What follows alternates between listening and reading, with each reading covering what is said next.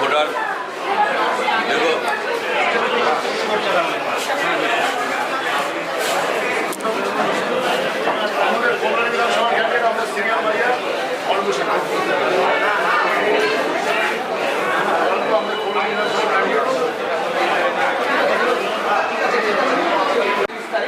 April আমাদের এই কেন্দ্রে ভারতীয় তৃণমূল কংগ্রেস মনোনীত প্রার্থী ডক্টর অতীন্দ্রনাথ মণ্ডল আমাদের মধ্যে আছেন আজকে। তিনি প্রার্থী পরিচিতি হিসেবে আমাদের মধ্যে এসেছেন। আমাদের বারের যারা মেম্বার রয়েছি আমরা এখানে তারা এক জায়গায় জমায়েত হয়েছি। প্রথমেই প্রার্থীকে বরণ করে নেবেন আমাদের বারের সেক্রেটারি এবং আমাদের একজন কর্মী বিশ্বজিৎ ভট্টাচার্য মহাশয়।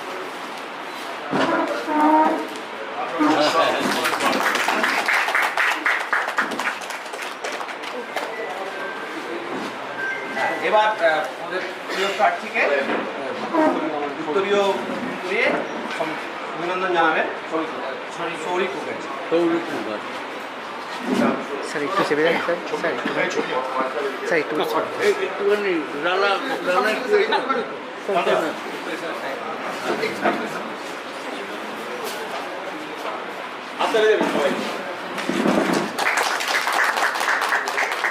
ধন্যবাদ সৌরিককে। এবার আমাদের অনুষ্ঠান খুবই ছোট, পরিচিতির ব্যাপার। আমরা বলবো প্রার্থীকে একটা কথা বলা আছে। নমস্কার। উপস্থিত আমাদের এই কল্যাণী বার অ্যাসোসিয়েশনের সমস্ত সম্মানীয় অ্যাডভোকেট যারা আছেন সবাইকে আমার আন্তরিক শ্রদ্ধা এবং কৃতজ্ঞতা জানাই। আপনারা জানেন যে গত দুদিন আগে আমাদের প্রার্থী তালিকা প্রকাশিত হয়েছে।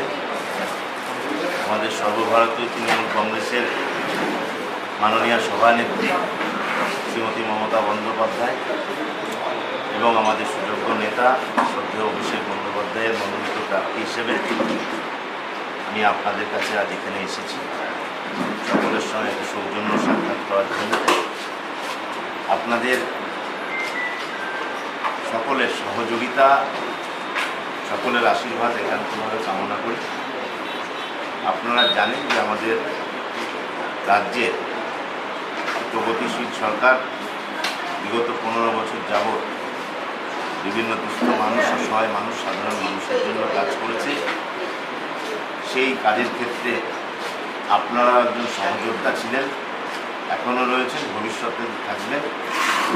এবং আমি আর কি সরকারি চাকরির মধ্যে ছিলাম, দুদিন হলো রিজাইন করেছি।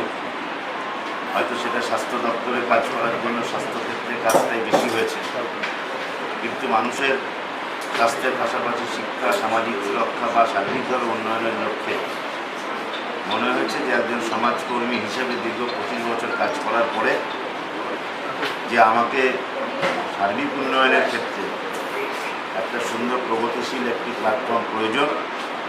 যে কারণে আমি 2-3 দিন আগেই সার্ভিস থেকে রিজাইন করে আমি অল ইন্ডিয়া তৃণমূল কংগ্রেসে জয়েন করেছি এবং দল আমাকে প্রার্থী হিসেবে মনোনয়ন দিয়েছে যাতে কল্যাণীর বিধানসভার সহ নাগরিকবৃন্দ যারা আছেন তাদেরকে যাতে আমি সুস্থভাবে সেবা করতে পারি সেই সুযোগ দিয়েছে দল।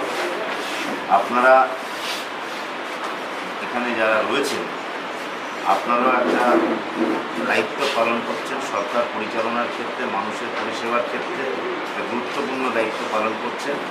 আপনাদের সকলকে আমার আন্তরিক শ্রদ্ধা এবং কৃতজ্ঞতা জানাই।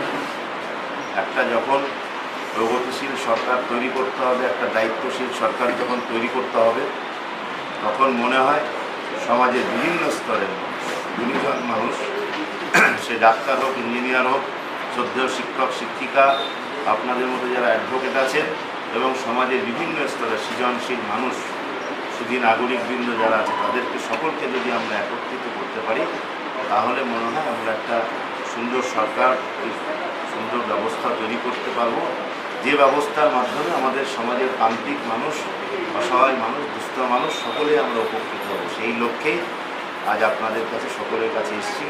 সৌজন্য সাক্ষাৎ প্লাস আপনাদের সঙ্গে এটুকুই বলতে এসেছি যে একটা প্রতিক্রিয়াশীল শক্তি যখন পশ্চিমবঙ্গে একটা বিভিন্ন জায়গায় অশান্তি বাতাবরণ তৈরি করার চেষ্টা করছে, সেখানে রাজ্যের বিগত দিনের 15 বছরের একটি সৃষ্টিশীল সরকার যখন কাজ করছে, আপনারা সহযোগিতা করেছেন বিগত দিনে, আজও করছেন, আশা রাখবো ভবিষ্যতেও করবেন এবং আমাকে আপনারা হাত ধরে আশীর্বাদ করবেন যাতে কিনা আমরা এই বিধানসভাকে আমরা আমাদের মাননীয় নেত্রীর হাতে উপহার স্বরূপ তুলে দিতে পারি।